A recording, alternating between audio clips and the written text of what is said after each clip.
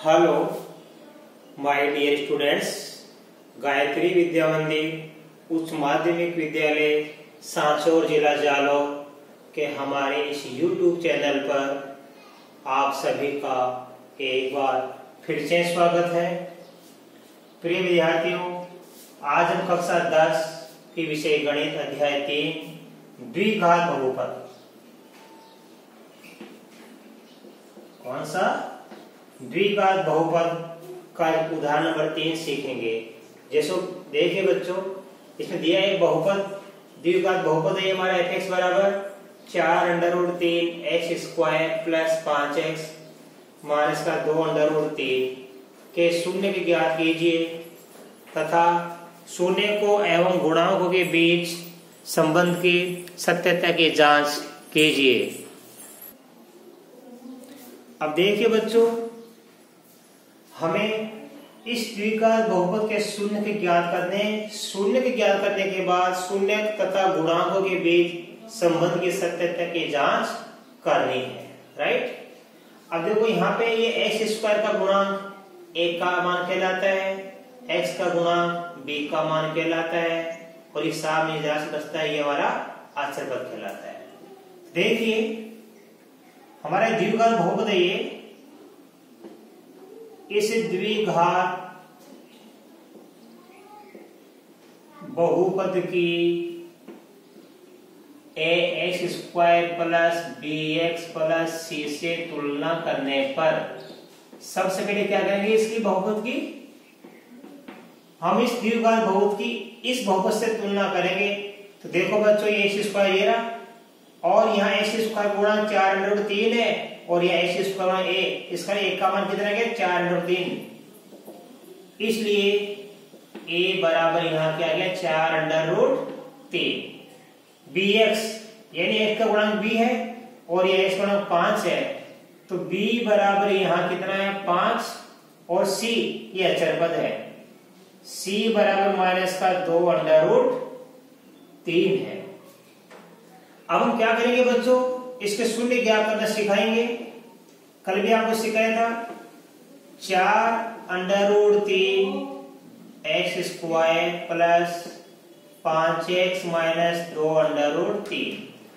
हम क्या करेंगे बच्चों, ये जो x का गुणांक है इसके दो टुकड़े इस प्रकार करेंगे कि दोनों टुकड़ों का गुणनफल इस a और c के गुणनफल के बराबर आ जाए, राइट। और ये माइनस का चिन्ह है तो दोनों को घटाने पर 5 बच जाए। अब देखो कैसे करेंगे, हम रब कार्य करके देखेंगे। देखो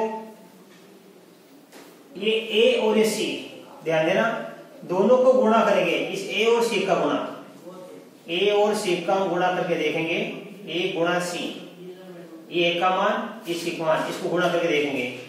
a और c का गुणा करने पर कितना आ जाए, देखो ध्यान देना, 4√3 का गुणा करेंगे 2√3 से, तो ये 4 का 2 से गुणा हो जाएगा तो 8 और √3 का √3 से गुणा करने बन जाता है 3, तो 8 या 24।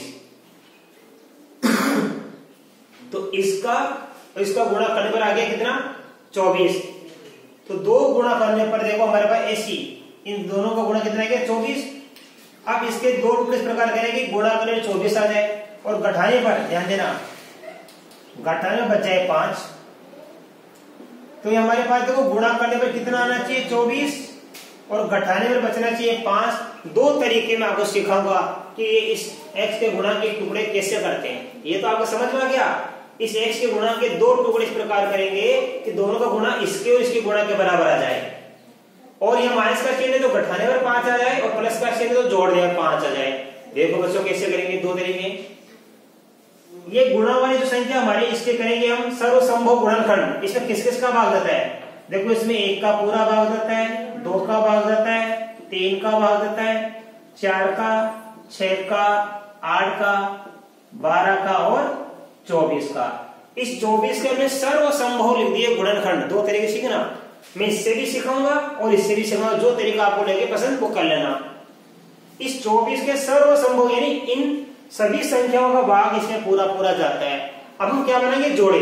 देखो कैसे बनेंगे, 1 को 24 से गुणा करने पर 24 आता है 2 को 12 से गुणा करने पर 24, 3 को 8 से गुणा करने पर 24 और 4 को 6 से गुणा करने पर 24 आ गया। ठीक है, अब घटाने में कितना बचना चाहिए? 5। तो देखो 24 में से 1 घटाने पर 23 बचता है और 12 में से 2 घटाने पर 10 बचता है और 8 में से 3 घटाने पर 5 बचता है। तो आपके समझ में आ गया 2 टुकड़े कौन कौन से हो गया? एक तो 3 और एक 8। 8 को 3 से गुणा करने पर 24 आता है और 8 में से 3 घटाने पर कितना आता है? 5 आता है। तो देखो मैं कैसे लिखूंगा, fx बराबर 4√3x², ये प्लस का प्लस जो भी चिन्ह है, अब इसकी जगह खाली कोष्ठक छोड़ दो आप, ये x माइनस का 2√3। अब 5 के 2 टुकड़े कर लिए हमने, कौन कौन सा आया? 8 और 3। तो क्या करेंगे? घटाएंगे हम। घटाने में कितना है? 5। 8 से 3 घटाएंगे हम, तो कॉस पे लिखिए 8 माइनस 3। 8 से 3 घटाया 5 आ गया, 8 को 3 से गुणा किया 24 आ गया। हमारी शर्त ये थी कि दोनों संख्याओं को गुणा करने पर 24 आ जाए और घटाने पर 5 आ जाए। ये दोनों संख्या गुणा करने पर 24 बन जाती है और घटाने पर 5 बन जाती है।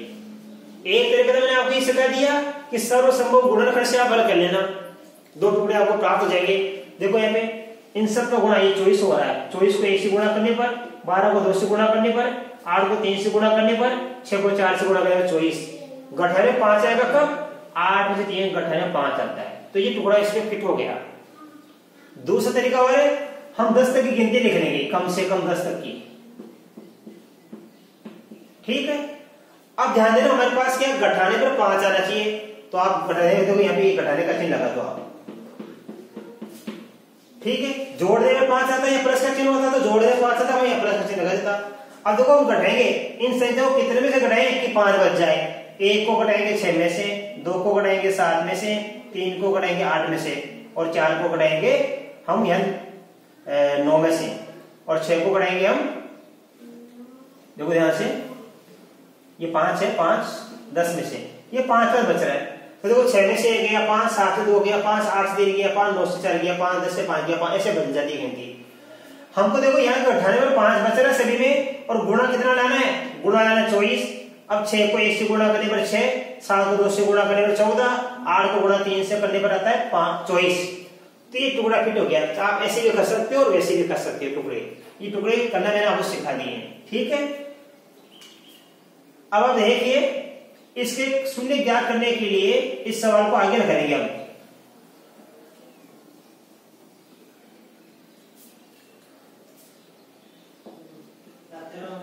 अब हम कोष्ठक खोल देंगे, देखो 4√3x² प्लस इन दोनों को गुणा 1 से करेंगे, ये हो जाएगा 8x, ये माइनस प्लस मिलकर क्या बन जाएगा? माइनस का 3x माइनस का 2√3। अब देखो इन दो के समूह बन गए, कॉमन निकालेंगे। 4 में और 8 में कॉमन होता है 4 और x² में x को कॉमन आता है x, इस पूरे में कॉमन आ गया, दोनों में 4x। 4x का भाग इसमें देंगे, 4 से 4 कट जाएगा तो यहाँ बच जाएगा √3 और x² में x का भाग दिया तो आ गया x, प्लस का प्लस आ गया, 8x में 4x का भाग देंगे तो x से x कट जाएगा और 8 में 4 का भाग दिया कितना आ गया? 2। पुनः देख लीजिए आप, 4√3x², ये रहा, और इसमें देंगे हम किसका भाग? 4x का। ये प्लस 8x में फिर किसका भाग देंगे हम? 4x का। इन दोनों में किसका भाग देंगे? 4x का। 4 से 4 कट गया और x का भाग दिया, पावर कट गई तो 3x बच गया अंडर। ठीक है, x से x कट गया, 4 का भाग दिया 2 आ गया। इससे पहले वो ये करेंगे, ये माइनस ले लो यहाँ पे। अभी हमारे पास क्या है? 3x और माइनस का 2√3, इन दोनों को कॉमन निकालेंगे हम। तो देखो 3x को मैं क्या ले सकता हूँ? 3x को ले सकता हूँ √3 गुणा √3 गुणा x, और ये कितना हमारे पास? 2√3 को ले सकता हूँ 2√3। अब कॉमन क्या गया? ये √3 आ गया कॉमन, तो इस √3 को आप कॉमन निकाल दो। अब देखो √3 का भाग देंगे तो क्या बच गया? √3x, इसका भाग किसे देंगे तो क्या बच जाएगा? √3x। ये माइनस माइनस बन जाएगा प्लस, और यहाँ क्या बच जाएगा? 2। ये बच गया हमारे पास में, 2 बच गया। ऐसे भाग देख लिया करो। अब देखिए आगे, अब ये कोष्ठक संख्या समान आ जाती है, तो ये आ गया √3x प्लस का 2। दूसरे देखो इस कोष्ठक के बाद 4x, इस कोष्ठक के बाद माइनस का √3, तो दूसरे तो ये 4x माइनस का √3। ये हमको दो यहाँ पे क्या प्राप्त हो गया, इसके गुणनखंड प्राप्त हो गए। अब शून्य प्राप्त करने के लिए इसका मान क्या रख देंगे, शून्य रख देंगे। इसके शून्य क्या करने के लिए इसका मान क्या रख देंगे, शून्य। तो लिखेंगे fx बराबर शून्य रखने पर तो क्या बन जाएगा, √3x प्लस का 2, 4x माइनस का √3 बराबर क्या लिख देंगे, इसकी जगह 0। अब इसके बराबर भी शून्य है और इसके बराबर भी शून्य है, तो दो शून्य प्राप्त हो जाएगा। देखो √3x प्लस 2 बराबर 0, इसके बराबर मैंने क्या लिख दिया 0, और दूसरा शून्य किधर याद कर लो, इसके बराबर 0 लिख देना। एक बार इसके बराबर 0, एक बार इसके बराबर 0। 4x माइनस का √3 बराबर 0। अब इसमें x का मान क्या करना है, तो पहले इसका करेंगे पक्षांतरण और इसका दे देंगे भाग। इस x का मान क्या करने के लिए इसका तो कर देंगे पक्षांतरण, इसका दे देंगे भाग। देखो x बराबर ये 2 उधर गया तो माइनस का 2 बन गया और √3 का भाग लगा दो। ये लो यहां देखो x का मान क्या करने के लिए इस माइनस √3 का हो जाएगा पक्षांतरण और 4 का लग जाएगा भाग। तो x बराबर ये √3/2। ये हमको दो शून्य प्राप्त हो गए। ये हमको क्या प्राप्त हो गए, दो शून्य प्राप्त हो गए। अब हम सत्यता की जांच करेंगे। देखो यहाँ पे शून्य को व गुणांकों के बीच संबंध की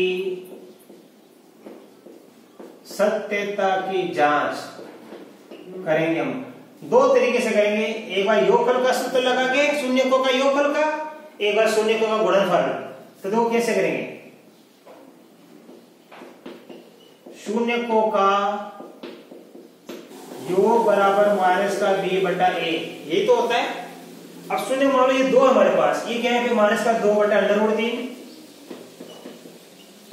प्लस दूसरा कौन सा है √3/2 बराबर ये माइनस का माइनस b, और b का मान हमारे पास कितना 5, और a का मान कितना हमारे पास है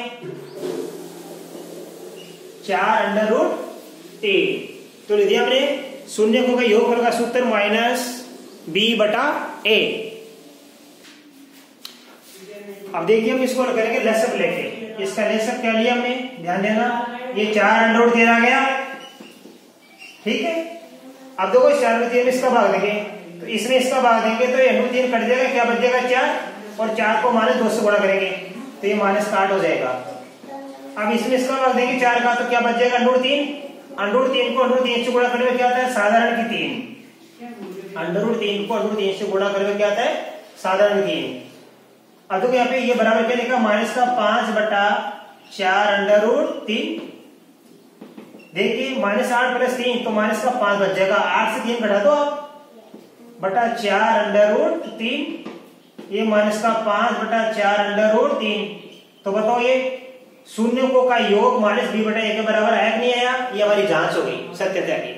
इस चीज का गुणनफल का सूत्र लगाए, कर लो जांच। ये नहीं शून्यकों का गुणनफल बराबर क्या होता है c/a होता है। अब देखो शून्यकों का गुणनफल, शून्य कौन कौन से हमारे पास में माइनस के 2/√3, और ये लिखा हमारे पास √3/4 बराबर c/a।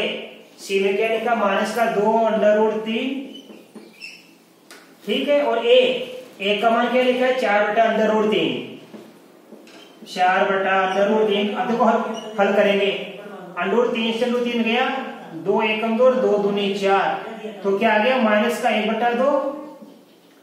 √3 से √3 गया, 2 एकम 2 और 2 दूनी 4, ये भी क्या आ गया माइनस का 1/2। दोनों तरफ उत्तर समान आ गए। इसका मतलब सत्यता की जांच होगी। तो आप लिख देना अतः शून्य के गुणों के बीच संबंध की सत्यता की जांच होगी, और यह लिख देना सत्यापित। अब आप इसका स्क्रीनशॉट लो, मैं आपको अगला उदाहरण सिखाऊंगा।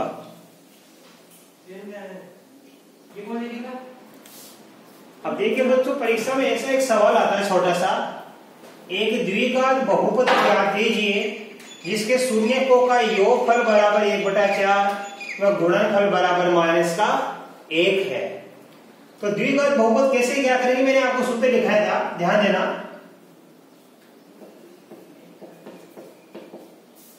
हमने दिखाया था आपको द्विघात बहुपद बराबर होता है के, एक स्थिरांक होता के, ठीक है। इसके बाद लिखते हैं यहाँ पे x², ध्यान देना, माइनस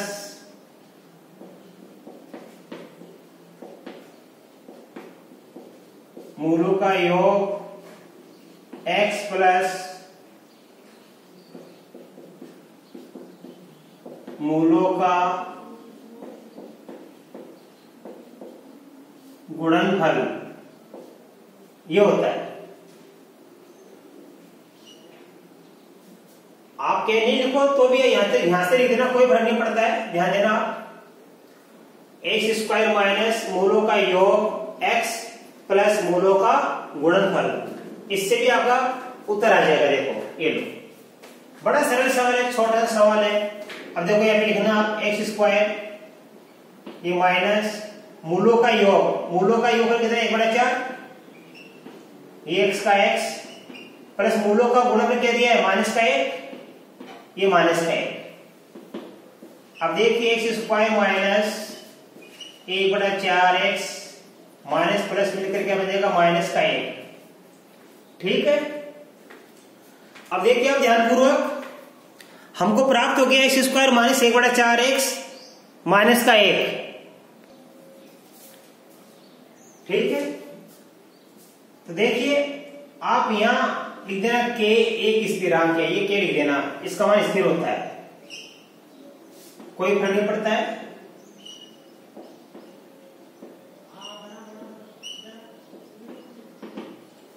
अब देखो यहाँ पे ये x² माइनस 1/4x -1 आ गया, इसको हम सरल करेंगे। सरल कर देखो यहाँ पे लेसर कितना है 4, इन सभी संख्या को आप 4 से गुणा कर देना। लेसर कितना है यहाँ पे, इन हरों का 4 है, 4 से गुणा करके देखना। देखो x² माइनस का 1/4x और एक लिखा -1, इन सबको किससे गुणा करें 4 से। देखो इसको भी 4 से गुणा करेंगे, इसको भी 4 से गुणा करेंगे, इसको भी 4 से गुणा करेंगे, ये 4 है लेसर। 4 को x² से गुणा करने पर 4x², 4 से 4 कट गया तो -1x, ये -1x आ गया, ये -4 एकम 4। तो इसको हम ऐसे भी लिख सकते हैं।